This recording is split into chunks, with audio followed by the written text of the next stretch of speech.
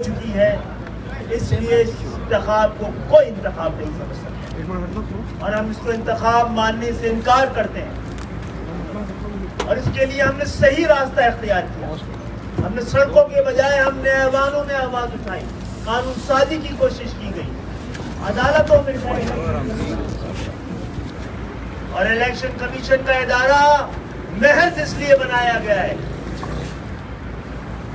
अवाम के टैक्स से ये इदारा इसलिए पलता है और चलता है कि जमहूरियत जो वाहिद रास्ता है जिस पे चल के पाकिस्तान अपनी मंजिल तक पहुंच सकता है, वो उस जमहूरियत के लिए पहली शर्त ये है कि इंतखाबात शफाफ, गैर जानिबदार और ईमानदाराना होनी चाहिए। ये जिम्मेदारी इलेक्शन कमीशन की है और इलेक्शन कमीशन की पहली जिम्मेदारी है कि वो हल्का बंदियों पर नजर रखे। हल्का बंदियां बनाना कानूनन और आइन के हिसाब से सिर्फ और सिर्फ इलेक्शन कमीशन की जिम्मेदारी है। इलेक्शन कमीशन ने हमें कहने की इजाजत दीजिए अपनी जिम्मेदारी पूरी नहीं, और जब उसके जानिब से इस कोताही पर हमने उसके सामने जाकर इंसाफ मांगा है और उनकी नजर उनकी इस कोताही पे डाली है, तो उन्होंने कभी भी संजीदगी के साथ हमारे इस एतराफ को पर ये इस एतराज पर ये एतराफ नहीं किया कि हमसे गलती हो गई और हम अपनी गलती को दुरुस्त करेंगे। हमें अदालतों ने भी कहा कि इंसाफ मांगने के लिए आप सूबाई हुकूमत और इलेक्शन कमीशन के पास जाएं। आप बताएं कि ऐसे इंतखाब, ऐसा बल्दियाती इंतखाब जिसमें ना वोटर लिस्ट सही है, ना हल्का बंदी सही है, ना ही इंतजामात मुकम्मल है, उस पे किसको जितवाने की ये साजिश और कोशिश है। जहां तक हुकूमत में रहकर हम आपके हक़ राय दही को महफूज रखने की कोशिश करते रहे, हमने की।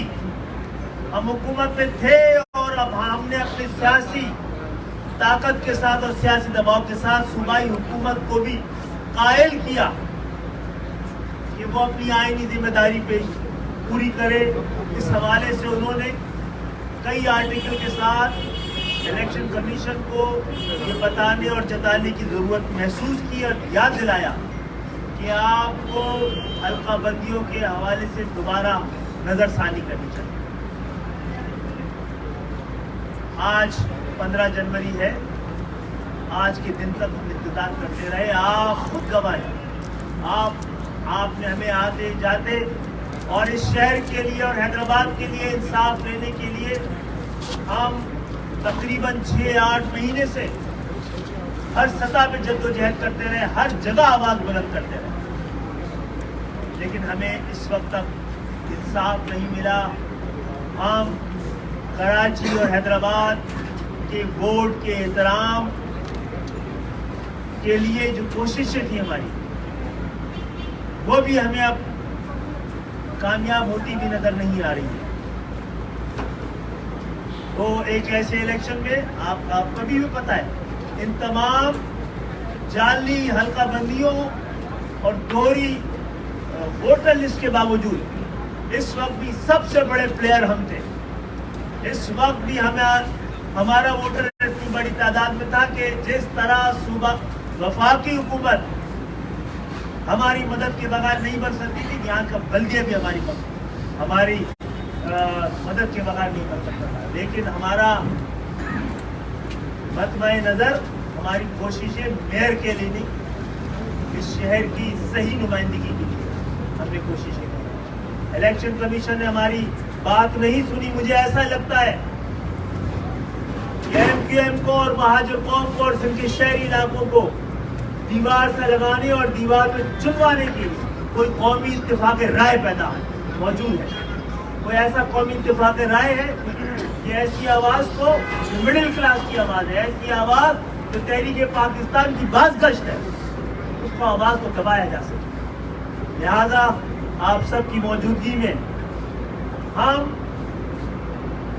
इंसाफ ना मिलने पर, इलेक्शन कमीशन के रवैये पर और बेइज्जती पर हम एहतजाजन कल के इंतखाब, आज के इंतखाब से दस्तबरदार हो रहे हैं और तमाम जमहूरियत पसंद लोगों, कराची की शहरियों, महाजरों, पंजाबी, पठानों, सिंधियों, बलोचियों, सराइकियों को तमाम हक परस्तों, कराची और हैदराबाद के सबसे दरख्वास्त करते हैं, अपील करते हैं, यही वक्त है कि अपने हक के लिए खड़ी होइए। यही वक्त है, बताइए कि आप जमहूरियत पसंद हैं और आप शफाफ, ईमानदाराना और गैर जानिबदाराना इंतखाबात के अलावा उसकी किसी दूसरी किस्म को, किसी दूसरे तरीके को कबूल करने को तैयार नहीं है। कल अपने घर पे बैठकर हमारे इस एहतजाजी दस्तबरदारी का साथ दीजिए। आप भी दस्तबरदार हो वोट देने के हक से, क्योंकि आपके वोट को सही तौर पे गिना ही नहीं जाता।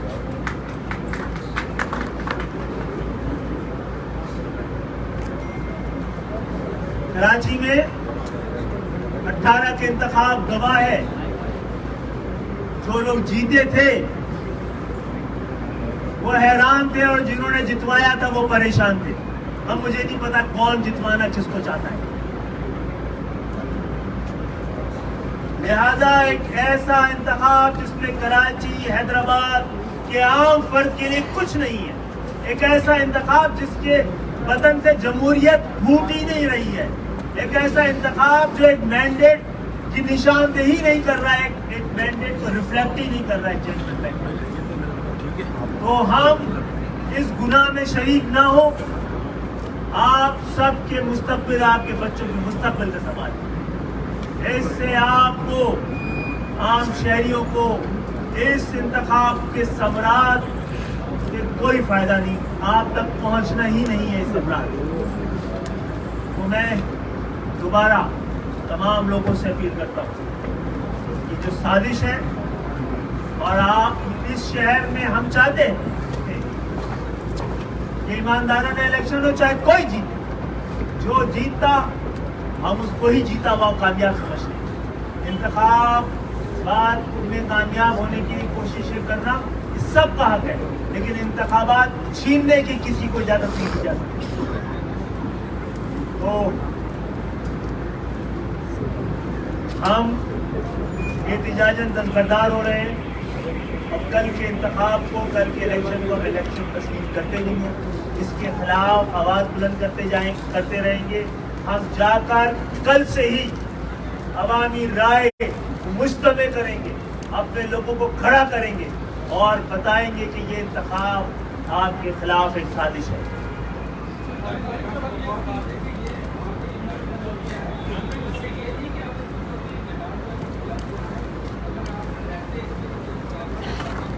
जनाब, जीतना महज अवाम को हरा के जीतना, उसूल हार कर इंतखाब जीतने वाले हम नहीं हैं। हमने 93 में बाइकाट किया था कौमी असेंबली का, और कौमी असेंबली में एक बंदा हमारा नहीं था, हमारी आवाज को फिर भी कोई दबा नहीं। और जिन लोगों ने 93 के इंतखाबात में इसके बावजूद हिस्सा लिया वो तारीख का हिस्सा बन गए। जहाँ से हमने 1,47,000 वोट लिया, कराची के ग्रामी एहतराम के काबिल जो उम्मीदवार सामने खड़े थे, वो 17,000 वोटों से MLA बने। वो असेंबली में जाके एक दिन बात नहीं बने। वो अपने उनसे तो जीत गए, लेकिन इखलाकी तौर पर वो हार गए सारे। और अब भी जो लोग इंतखाबात में खड़े होंगे, इखलाकी तौर पर वो इंतखाबात में हारे हुए। 2000 दूसरा ये, जो भी अब कराची में मेयर आएगा MKM की खैरात भी आएगा। हमने 2000 जब जमात इस्लामी साजिश का मुकम्मल तौर पर हिस्सा बनी, उसको पता है, मानते हैं, तस्लीम करते हैं कि जेरीमेंडरिंग हुई है, बदतरीन जेरीमेंडरिंग हुई है, फिर भी इंतखाब में हिस्सा लेना चाहते हैं। हम पहले भी जब MKM नहीं थी, जब MK जमात इस्लामी यहाँ की मेयर बनी है, हमारे आने के बाद कभी नहीं बनी है। कर ले दोबारा, यहाँ पे आके हमने आपको मौका दिया ना 2001 में, आप ऐसा कर देते कराची के लोगों के लिए कि हम दोबारा हम ना आ पाते। जब भी आपके 2 साल दौर के बाद हमारा ये मेयर आया, लोग भूल गए कौन सा मेयर, उनके फिर इनका मेयर आया, फिर हमारा ये मेयर आया, सब भूल गए। आप बताइए कराची किस दौर की लोग निशानदेही करते हैं? कौन सा दौर था जिसमें दुनिया कह रही थी कि कराची तरक्की कर? एमपीएम को दौर था या कोई और दौर था? इससे पहले भी जिस दौर में 28 साल के एक मेयर ने तमाम तर नामसाइड हालात के बावजूद वर्ल्ड बैंक से पहला मास ट्रांजिट पूरे साउथ ईस्ट एशिया के हमारे दौर में। तो जनाब, आप हमारा इंतजार कीजिए, ये इंतखाबात और इसके नतायज ये शहर कबूल नहीं करेगा। शहर के असल वारिस दोबारा वापस आएंगे।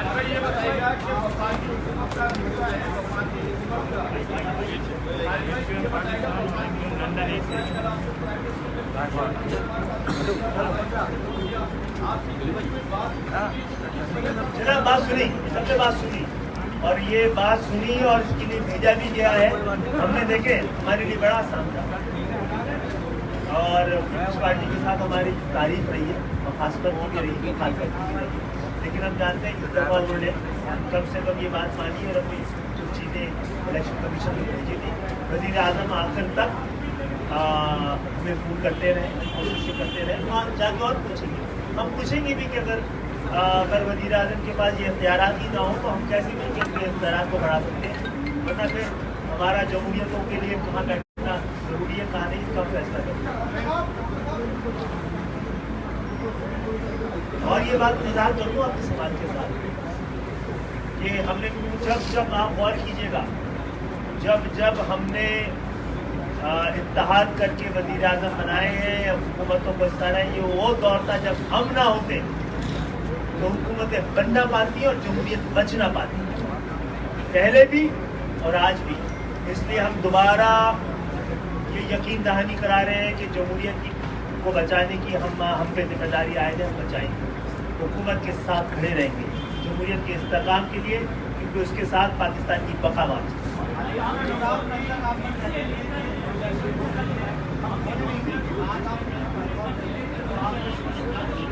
नहीं जनाब, ये इंतखाब है ही नहीं। हमने यही कह रहे थे ना, जो इंतखाब में हम हिस्सा नहीं ले रहे वो इंतखाबात नहीं है। और देखिए इंतखाबात की क्या सूरत है, ये शर्मिंदगी बन के नजर आएगा जी।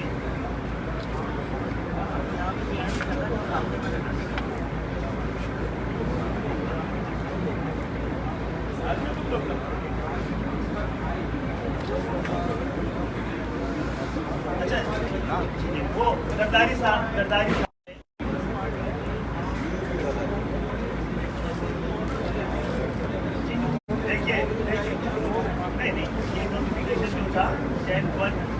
नहीं कहा था ना, क्योंकि ये कोई इख्तियार महज सूबाई हुकूमत का है, वो इस्तेमाल किया था।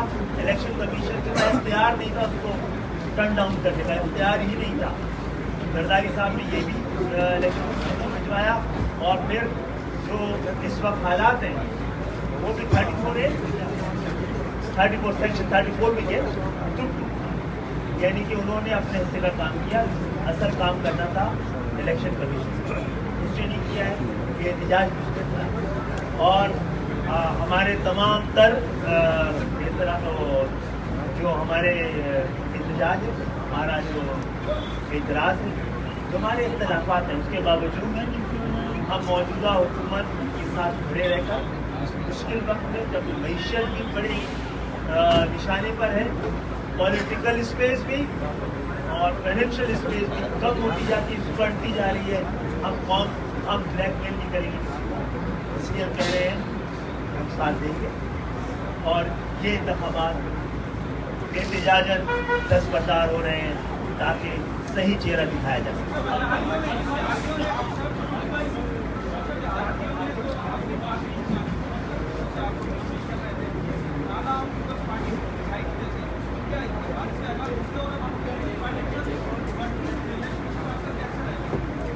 देखिए किसका दबाव हो सकता है, वैसे हमें बताइए कौन दबाव डाल सकता है। पहली बात तो ये है ये पीपल्स पार्टी की हमारी बहुत सारी शिकायतें मौजूद हैं। हम किस पर्टिकुलर स्टांस की बात कर रहे हैं इसमें अफसान, लेकिन पीपल्स पार्टी से आर्टिकल 140 से हम मांगते रहेंगे, अभी मंजूर करवा के लेके आएंगे।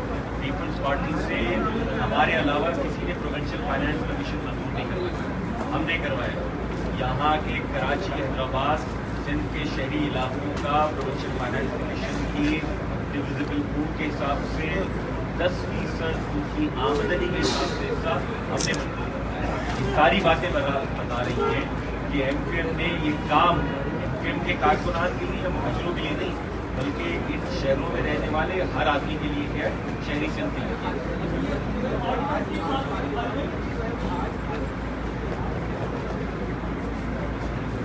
कारकुनान भी वोटर हैं। आज तो हम सब जाके घर में रहेंगे, कल से निकलेंगे, परसों से, कल 16 से, ठीक है। और ऐसे जो लोग भी यहाँ पर पीटीएम के लोग भी खड़े हैं और उनकी चॉइसेस लोगों के पास है, लेकिन हम समझते हैं इस मौके पर ये वोट डाल के निकलना इस खानिली ज़्यादा रकाबात को जस्टिफाई करने के बराबर।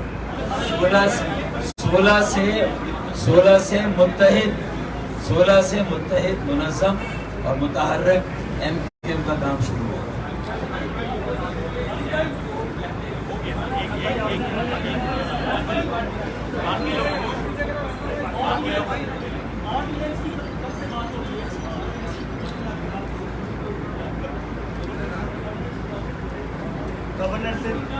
गवर्नर ऑर्डिनेंस पीपल्स पार्टी के उससे निकाल सकते थे, लेकिन जो 10-1 जो कि जिसका इख्तियार ही नहीं था इलेक्शन कमीशन के बाद, जब वही उसने खारिज कर दिया, इसका भी मुस्तकबिल हमें ऐसे ही नजर आ रहा था। इसमें एक चीज़ और एमक्यूएम कहना चाहती है, ये कराची के शहरी भी देखें जो हमारा एहतजाज है किस वजह से है। इस्लामाबाद में वहाँ के लिए जो मक्का साहिबान हैं, जो इस्लामाबाद के हल्कों का, उन्होंने तय किया कि चंद महीनों में यूनियन काउंसिल की तादाद बढ़ाई जाए, इसी इलेक्शन कमीशन ने माना। जबकि यहाँ पर जो सिंध का लोकल गवर्नमेंट का कानून है, यानी कि असेंबली से पास हुआ, उसका सेक्शन 10(1) ये कहता है कि हल्कों की तादाद का तयन सूबाई हुकूमत करेगी, और जब तादाद का तयन हो जाएगा तो 10(2) ये कहता है कि उस पर इलेक्शन कमीशन हल्के बनाएगा। यहाँ जब सिंध की असेंबली से मंजूर शुदा कानून के तहत सिंध हुकूमत को नोटिफिकेशन वापस देती है, उस पर इलेक्शन कमीशन नहीं मानता। इन दोनों चीज़ों को, इन सारी चीज़ों को मजीद सुप्रीम कोर्ट में चैलेंज करेंगे, क्योंकि हम सिंध हुकूमत के पास और इलेक्शन कमीशन के पास आए थे सुप्रीम कोर्ट के डायरेक्टिव के ऊपर।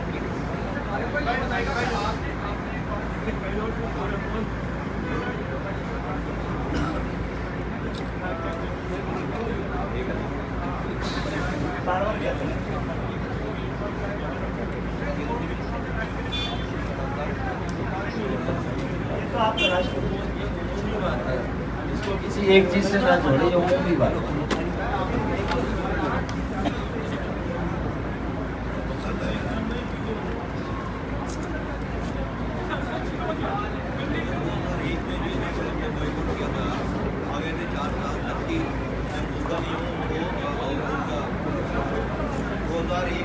भाई 2001 में एमक्यूएम ने बॉयकॉट किया था। उस बॉयकॉट के सत्ते में जो है वो जमात इस्लामी की हुकूमत आ गई थी, और जो है वो उनके मेयर साहब ने बहुत मुआवरत के साथ, मैंने उनकी जिंदगी में भी कभी कोई काम से उनको 3 महीने में फारिग कर दिया था। उनको वो तख्ती वाले बाबा मशहूर थे वो बेचारे, और वो अपनी गाड़ी में तख्ती रखकर चलते थे, जहाँ उनको जगह नजर आती थी वो तख्ती ठोक देते थे वहाँ पे। और पूरी कराची में जब मैं आया निजामत में 2005 में, तो सिर्फ तख्तियाँ ही मिली मुझे, पूरे शहर में तख्तियाँ, कोई प्रोजेक्ट नहीं मिला 3 महीने में। ये जो भी बात करते हैं, मुझे तो, मैं करता नहीं हूँ ये सारी बातें, ये जो है वो ये जो समझ रहे हैं कुछ लोग कि भाई नाम चलती है तो समझ में आती है, नाम इस्लाम का लेकर और इतना झूठ, इतनी मुनाफत और इतना अपने आप को जो है वो फरौनियत ला दी हुई है। हम वो जब पीएसपी में थे, हम चले गए उनके धरने में गए तो हमने कहा भाई हम आप लोग को गवाह होना, हमने कहा भी आपके झंडे के नीचे बैठने के लिए तैयार है। वो आदमी डर गया। हमने कहा भाई हम वो क्या कर रहे थे उनके धरने पे, क्या हो रहा था, क्रिकेट खेल रहे थे वो। 20 दिनों तक उनको पीपल्स पार्टी ने लिफ्ट ही नहीं कराया। वो क्रिकेट खेलने थे, फूड फेस्टिवल लगा रहे थे। हमने बोला यार चलो कुछ भी लोग हैं शहर के लिए बैठे हुए, चलो भाई मैं पूरी अपनी कैबिनेट लेके लड़के लेके चला गया वहां। हमने कहा भाई आपके पास लड़के नहीं है, हम आपके झंडे के नीचे बैठने के लिए तैयार हैं। ये रिकॉर्ड पे बात है सारी। वो बंदा डर गया कि यार ये वाकई आना जाए यहाँ पर, पता नहीं उसको किसने 16 अभी नसीब में उनके भी ये सारी इन्वेस्टमेंट जाया होनी है। ये सारी इन्वेस्टमेंट जो है ना सारी जाया होनी है। पता नहीं खालों के पैसे कहाँ के पैसे हैं मुझे नहीं पता। वो फिर उसके बाद हुआ ये कि फिर हमने धरने की कॉल दे दी। पीपल्स पार्टी की टीम हमारे पास आ गई। अभी पीपल्स पार्टी की टीम हमारे पास आई है, इन्होंने उसी रात 60% उन्होंने हमारी बात मान ली। हम निकलने हमने कहा चलो भाई ये बैठे में हम भी जाकर बैठ जाएंगे, पीपल्स पार्टी पे प्रेशर पड़ेगा हुकूमत पे। हम जब अभी निकलने की बात कर रहे थे वो जनाब उन्होंने रात में व्हाट्सएप पे 2:30 बजे रात में हम सोए उनको धरने पे छोड़कर हमें सुलाकर वो रात में 2:30 बजे उन्होंने व्हाट्सएप पे मुआहदा कर लिया। किया नहीं किया व्हाट्सएप पे। सुबह उठने से पहले 8 बजे जो क्यों कि कोई और इसका जो तो ये इस तरह की बदयांती करते हैं और इस्लाम का नाम ले। तो आपने जो सवाल किया 2001 में एमक्यूएम के बॉयकॉट की वजह से वो मेयर बने थे, 5 सालों का खूब जितने उन्होंने जो लगा दिए मैंने शुक्रिया उन साहब का नाम लेकर जो मेयर थे उनका शुक्रिया फना साहब और शाबाश खुद ही कर रहे हैं, खुद ही शाबाशी दे रहे हैं अपने आप को। पूरे शहर में शाबाश और शुक्रिया के बैनर लग गए। एमक्यूएम का मेयर आया 3 महीने के बाद कोई नाम लेने वाला नहीं था। 5 सालों में रिकॉर्ड पे कह रहा हूं मैंने एक भी उनके खिलाफ बात नहीं की, एक दफा भी। लेकिन काम से जो है वो फारिग कर दिया। अभी भी जो आएगा हकीकी मायने में जब यहाँ पर इलेक्शन होंगे, देखो ये इशू क्या है। इशू ये कि भाई आम आदमी के लिए एक कॉन्स्टिट्यूएंसी में वोटों की तादाद है 80,000 90,000 80,000, जहां पर सो कॉल्ड जो है वो कराची के एमक्यूएम की कॉन्स्टिट्यूंसी कहलाती है। वो लोकल्स का जो है वो लोकल कराचीइट्स का जो है वो हल्का है। दूसरा जो हल्का जो पेरिफेरीज है वहां पर 7,000 8,000 10,000 में एक हल्का है। तो एक यूसी चेयरमैन जो बनेगा वहां पे जो भी कल बनेगा उसको 90,000 वोटों वाले यूसी चेयरमैन को भी 5 लाख रुपए मिलेंगे और 7,000 और 10,000 वोटों के वाले यूसी चेयरमैन को भी 5,000 मिलेंगे। तो वो 5 लाख मिलेंगे। तो वो 90,000 लोगों में 5 लाख क्या बांटेगा? वो तो मजाक ही हो गया ना।